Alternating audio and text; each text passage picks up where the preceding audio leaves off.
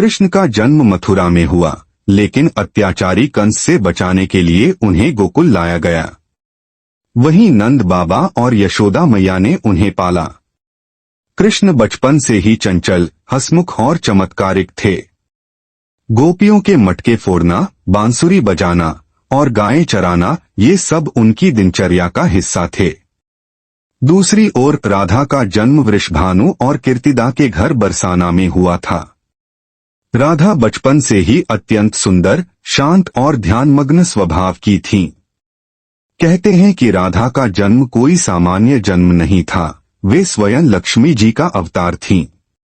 कृष्ण और राधा की पहली भेंट एक अनुपम संयोग थी। जब कृष्ण पहली बार बरसाना आए तो राधा को देखकर जैसे समय थम गया। दोनों की आंखें मिलीं और उस पल में एक आत्मिक संबंध की शुरुआत हुई। बरसाना और वृंदावन की गलियों में राधा और कृष्ण की अनेक लीलाएं प्रसिद्ध हैं। रासलीला, झूला उत्सव, होली और बांसुरी की मधुर ध्वनि पर राधा का मंत्रमुग्ध हो जाना, ये सब क्षण उनका प्रेम और भक्ति का प्रतीक बन गए। कृष्ण की बांसुरी की धुन सुनकर राधा जहां कहीं भी होती, दौड़ी चली आती थीं। राधा और कृष्ण अक्सर यमुना किनारे मिलते, फूलों की घाटी में बात करते और एक दूसरे की उपस्थिति में खो जाते। उनका प्रेम निश्चल और आत्मिक था। जैसे जैसे वे बड़े हुए, उनका प्रेम और भी गहरा होता गया। यह प्रेम सांसारिक नहीं था, यह एक दिव्य साधना था। राधा का समर्पण इतना गहरा था कि वे स्वयं को कृष्ण में खो चुकी थीं। वहीं कृष्ण भी राधा को अपनी आत्मा मानते थे। राधा और कृष्ण का प्रेम विवाह से कहीं ऊपर था। विवाह एक सामाजिक बंधन है, पर उनका प्रेम एक आध्यात्मिक एकता थी। कृष्ण ने स्वयं एक बार कहा था, राधा और मैं कभी अलग हो ही नहीं सकते, क्योंकि राधा मेरा प्राण है। कृष्ण का अवतार एक विशेष उद्देश्य के लिए था, धर्म की स्थापना। इसलिए वे मथुरा लौट गए, कंस का वध किया और धीरे धीरे द्वारका के राजा बने।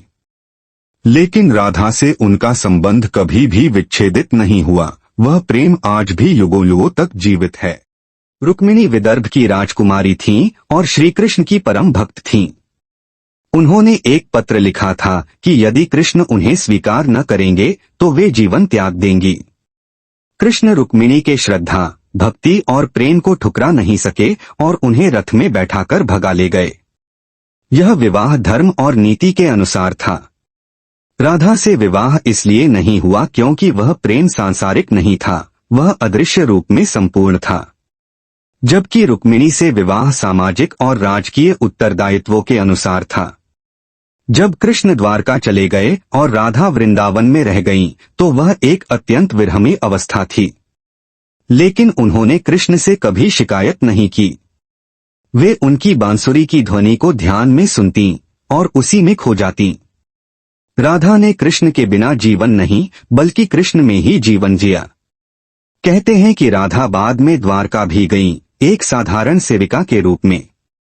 कृष्ण ने उन्हें पहचान लिया और जब उनसे पूछा गया कि वे क्या चाहती हैं, तो राधा ने कहा, मैं फिर से वह बांसुरी की धुन सुनना चाहती हूँ जो मुझे वृंदावन में सुनाई देती थी। कृष्ण ने बांसुरी उठाई और जब वे बजाने लगे, राधा ने वहीं प्राण त्याग दिए। राधा को संसार में कभी पत्नी का स्थान नहीं मिला, पर भक्ति में उन्हें कृष्ण की आत्मा का स्थान मिला। आज भी हम कृष्ण का नाम राधा के बिना नहीं लेते, राधे कृष्ण। वे भले ही सामाजिक रूप से एक न हो सके, लेकिन आध्यात्मिक रूप से वे सदा के लिए एक हो गए। राधा और कृष्ण की प्रेम कथा केवल प्रेम की नहीं, त्याग, भक्ति और आत्मा के मिलन की कथा है। यह कथा हमें सिखाती है कि सच्चा प्रेम पाने से नहीं, बल्कि समर्पण से महान बनता है।